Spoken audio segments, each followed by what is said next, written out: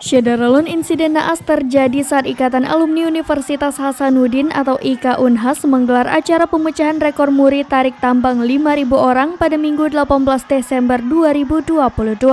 Satu orang dilaporkan tewas ketika acara sedang berlangsung. Korban mengalami luka parah di bagian kepala setelah tertarik tali tambang.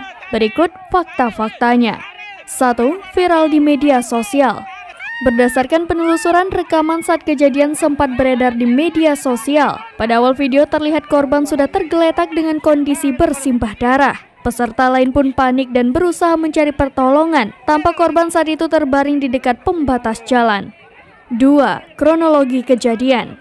Muhammad Fahmi Erwin, salah seorang peserta acara tarik tambang, memberikan kesaksiannya. Ia mengungkapkan kejadian terjadi begitu cepat. Semula, para peserta sudah memegang tali tambang dari kedua sisi bersiap adu kekuatan. Tiba-tiba tali tambang yang tadinya membentang itu tertarik keras sampai putus. Hal ini membuat korban terpental ke arah belakang dan kepala korban terbentur beton pembatas jalan.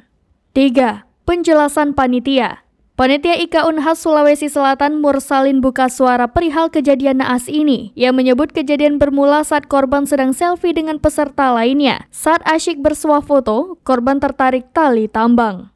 4. Respon Wali Kota.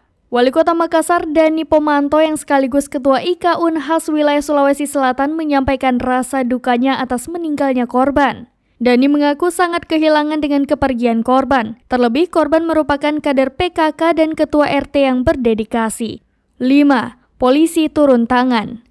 Kapolrestabes Makassar Kombes Pol Budi Haryanto berjanji akan mengusut kasus ini. Budi kemudian meluruskan informasi terkait izin acara. Tidak benar acara pemecahan rekor muri tarik tambang 5.000 orang tidak berizin.